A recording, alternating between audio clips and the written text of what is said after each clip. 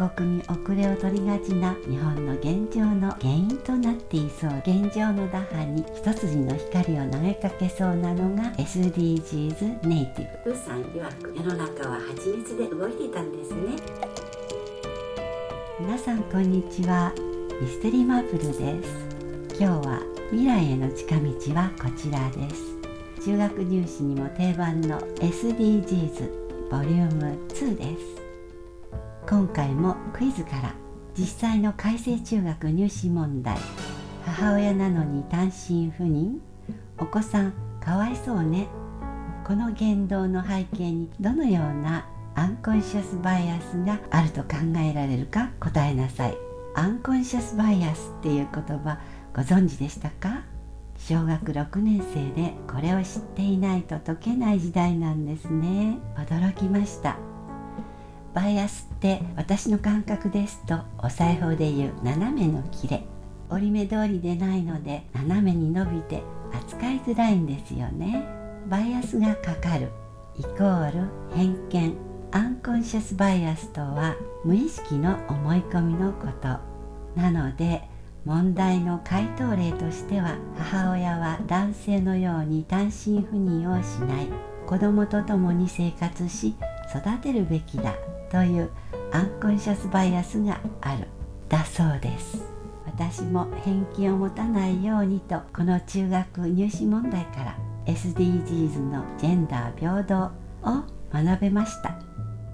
無意識の思い込みは時代とともにズレが生じるので注意が必要です。例えば今までの学習の仕方にも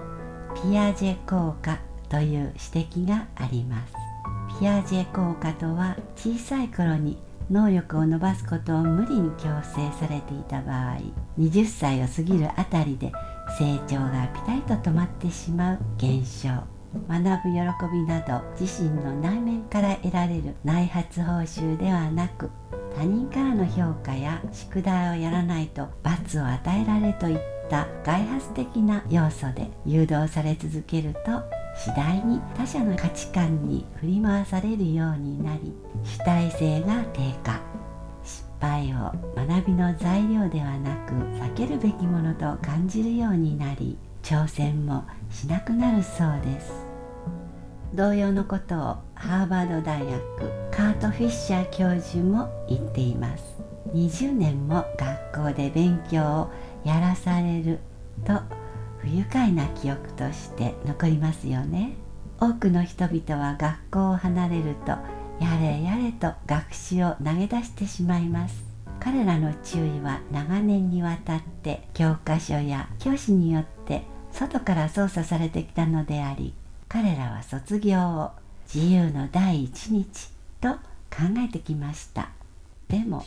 未来をイメージするためには勉強が必要なので、学習を放棄してしまうと真の自由とは言えないのだそうです。仕事に関しても主体性よりやらされ感が強いとカート・フィッシャー教授。特に日本の社会は完璧主義で、恥の意識や失敗へのバッシングも強く、自己防衛を誘発しやすい文化的な傾向があるのだそう。結果、これが他国に遅れを取りがちな日本の現状の原因となっていそうです。現状の打破に一筋の光を投げかけそうなのが SDGs ネイティブ。SDGs ネイティブは仕事を通して環境問題や社会課題の解決に役立っているという実感を得たい人々。そのために自分を成長させてくれる機会を企業に提供してほしいと望みます。始発的な動機から周囲の応援を必要としている世代は、失敗はするかもしれませんが、成功した暁には未来を先取りしてくれます。失敗をさせてもらえない世代が未来を描けないのとは対照的ですね。SDGs ネイティブとは、ミレニアル世代、1981年から1997年生まれから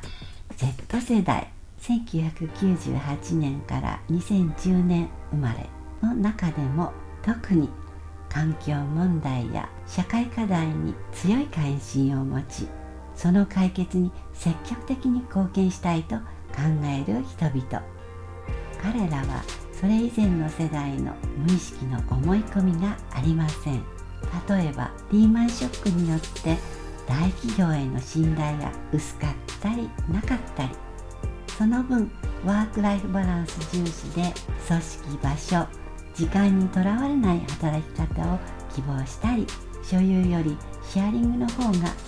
地球にもお財布にも優しいという考え方。アンコンシャスバイアス、無意識の思い込みが今回のテーマでしたが、勉強ってやらされるものだと思い込んでいませんでしたか？でも新しい知識を得るのは本来楽しいこと。そこから未来も開けます。 SDGs ネイティブはそういう象徴だと思いました。 ANA グリーンジェット、緑の穴機を飛ばせています。おまけの付録レビュー。今日はくまのプーさんデザイン巾着カバー付き収納バッグ、ステディ2021年9月号の付録で、カバーボーイは金ぶりの平野翔さん。ナチュラルなコットンミックス素材で思わず可愛いと声が漏れてしまいます。収納にもショッピングにも使えるバッグですが、この可愛さは持って歩きたいと思うほど。前面のプーさん、 That makes the world go round、 愛は世の中を動かすなら聞いたことがありますが、プーさん曰く世の中は蜂蜜で動いていたんですね。収納に使うならシャンプーボトルが10本入るサイズ感、衣類やタオル、日用品のストックにもぴったり。巾着カバーで中身を目隠し、巾着の色合いもちょうどよく、インテリアとしても二重丸。持ち歩いた姿はこんな感じ。明るい雰囲気が心地いいです。持ち手を長めで肩掛け OK なのは嬉しいポイント。手触りはキャンパス素材のようしっかり丈夫そうなので、ピクニックに持って行っても重宝しそう。ミツバチって古代ギリシャ神話からヒンドゥー教、ケルト文化に至るまで世界中でとっても前向きなラッキーモチーフ。そんなミツバチと切っても切れないプーさんのハニーハントでした。チャンネル登録、いいねボタンは喜びます。ではではまたね。